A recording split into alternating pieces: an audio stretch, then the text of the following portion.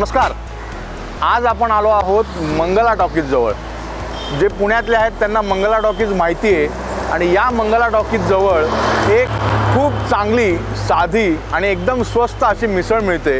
आज आपण जाणून घेणार आहोत ती नेमकी मिसळ काय आहे, त्याची हिस्ट्री काय आहे, कधीपासून ती गाडी आहे आणि त्या मिसळीची चव कशी आहे। कारण त्या मिसळीच्या ठिकाणी खूप गर्दी असते जॉइंटवर, तर एवढी गर्दी होण्यामागचं कारण काय हे सगळं आपण जाणून घेणार आहोत आणि पाहणार आहोत ही मिसळ कशी तयार होते।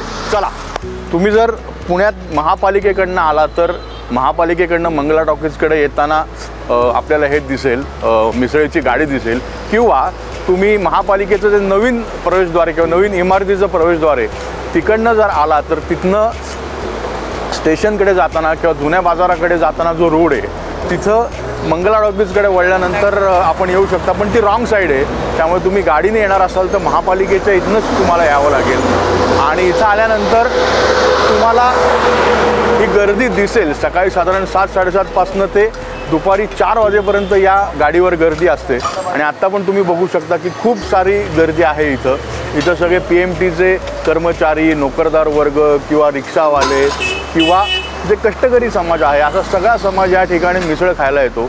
एकदम स्वस्त आणि चविष्ट अशी मिसळ आहे। त्या मिसळीबद्दल आपण जाणून घेऊ आणि जे मिसळीचे ओनर आहेत आप्पा त्यांच्याबद्दल जाणून घेऊ, त्यांच्याशी बोलू। चला।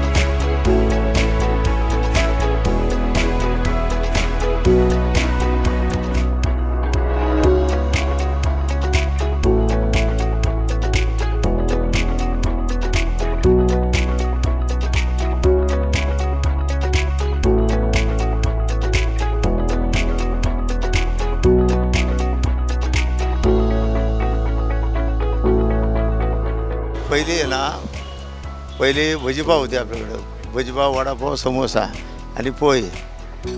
किती 1980-81मध्ये तेव्हा पण चालू केली. त्यावेळेला भजीपाव होती 1 रुपयाला, 2 पाव, 1 भाजी. वडापाव होता 50 पैसे त्यावेळेला. तेल स्वस्त होतं त्यावेळेला, 11 रुपये किलो तेल होतं त्यावेळेला, म्हणजे परवडत होतं. आता नंतर मग मी आता 8 ते 9 वर्ष, हे किती वर्ष आहे रे मिसळ चालू केली? 96-97मध्ये मग मिसळ चालू केली. वेगळे पण म्हणजे काय, ते क्वालिटीच वेगळी आहे. आपल्या मसाल्यामध्ये कसं कांदा नसतो, लसूण नसतो, आलं नसतं. त्यामध्ये फक्त पुदिना, कोथिंबीर, खोबरं आणि शेंगदाणा, त्यामध्ये बारीक गिरवी करून मग त्या टाकल्या जाते. आणि हळद घरची, जे बाहेरची हळद वापरत नाही आपण. आणि फक्त मसाला आपला हे आंबारी मिरची एवढी असते तर्रीसाठी. मग आंबारीची व्हायला बा आता पहिल्यापासून ते वापरतो ना आपण. दुसरी क्वालिटी आपल्याला नाही होत ना, चेंज होत आली की मग सगळं नाटक होतं. हो, लय लांब लांबचे लोक आहेत भरपूर. आता जवळजवळ काय करणार 10-15 वर्ष होऊन गेलेली आहेत. ज्यावेळेस मिसळ चालू केली त्यावेळेला मी 5 रुपयाला एक मिसळ आणि 2 पाव स्टार्टिंगला. बरेच वर्षापासून गिराईक आपल्याकडे, 15-20 वर्ष आलेली. आता हे पोरं बघा, आता हे हाफ चड्डीमध्ये माझ्या सध्या राहिला होता ते तेव्हापासून. किती वर्ष आहे तुला येतो तू? झाले ना मग एवढे लई जुने गिराईक. हे झालं, एक कोर्टामध्ये काम करतो इथे, ते पण मला 15-16 वर्ष जास्त आले. कस्टमरच्या सुविधानुसार आपण मिसळ बनवून देतो. काहींना तिखट हवी असते, काहींना तिखट नको असते, तशी त्या पद्धतीने बनवून देतो. काहींना मटकीची आवडते, काहींना बिगर मटकी आवडते, त्या पद्धतीने मिसळ मिळते आपल्या इथे. आपण सकाळी 7:15 म्हणजे 6:45ला उघडतो, पण 7:15 वाजेपर्यंत सगळं रेडी होतं. ते दुपारी 4-4:15 वाजेपर्यंत असतो आपण.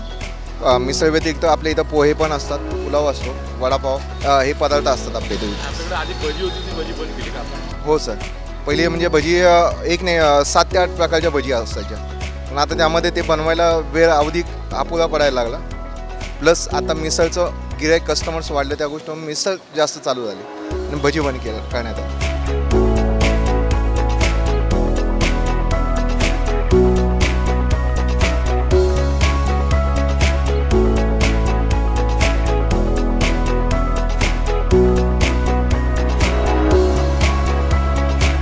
आम्ही गेली 3.5 वर्ष झाली इकडे मिसळ खायला येतो. मिसळ एकदम अप्रतिम आहे. आम्ही आवर्जून येणार म्हणजे येणारच इथं. आणि आमच्यामुळे येणार, माझे जेवढे मित्र लोक आहेत, आमचे सहकारी वगैरे आहेत कामातले, सगळेजण आम्ही आवर्जून मिसळ खायला येणार म्हणजे येणार. मिसळ एकदम एक नंबर आहे. अस्सल जी मिसळ आहे ना, अस्सल मिसळची जो टेस्ट आहे ना, जो ठसका आहे ना त्या मिसळमध्ये, जो ठसका असतो ना मिसळमध्ये, तो एकदम परफेक्टली बसतो याच्यामध्ये आम्हाला. आणि ती जी शेव आहे ना, ती शेव एवढी चांगली आणि कुरकुरीत असते ना, असं वाटतं शेव खातच राहावी. मिसळ बरोबर आम्ही कमीत कमी नाही म्हटलं 10-20-30 रुपयाची शेव खाणार म्हणजे खाणार. मी लहानपणापासून इथं येतो आहे. मी आता इथं शिवाजीनगरमध्ये राहिला होतो, तेव्हापासून इथं येतो आहे मी. आता मी विमाननगरवरून इकडे आलो मिसळ खायला, खास आप्पाची मिसळ खायला. कारण क्वालिटी त्यांची चांगली आहे, चांगलं तेल वापरतात, ते चांगलं आहे. लोक बाहेरनं अजून येतात.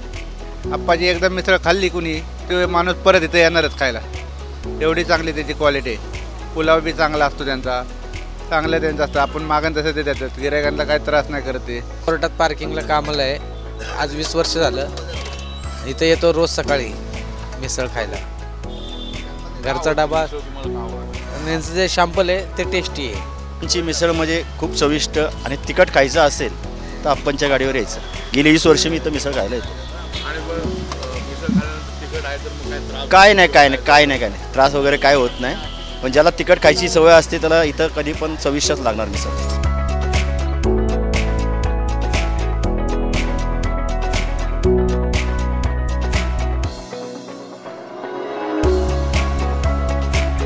अप्पांची मिसळ आपल्याकडे आलेली आहे. तुम्ही जर खूप तिखट खाणारे असाल तर त्यावर तर्री टाकून मिसळ मागवू शकता. पण तुम्ही जर खूप तिखट खाणारे नसाल, मीडियम तिखट तुम्हाला आवडत असेल तर तर्री न टाकता आपण मिसळ खा. कारण तर्री खूप तिखट असते आणि आपल्याला माहिती आहे की सॅम्पल असेल, रस्ता असेल किंवा पातळ भाजी असेल, काही असेल, त्यात तर्री जेवढी जास्त तेवढी तो पदार्थ करते सॅम्पल पातळ भाजी तिखट. तरी जर नसेल तर त्याला फार एवढं तिखट लागत नाही, ते नॉर्मल लागतं. तर तुम्ही किती तिखट खाता त्यानुसार मागवा. मी मीडियम मिसळ मागवलेले आहे. आणि आपण एक बघितलं सध्या पुण्यात, तर पुण्यात अनेक ट्रेंड जे सेट झालेत किंवा उदयास येत आहेत, त्यामध्ये मिसळ थाळी, मिसळ महाराजा थाळी, मिसळ अति महाराजा थाळी या नावाखाली मिसळमध्ये अनेक गोष्टी घुसळल्या जातात.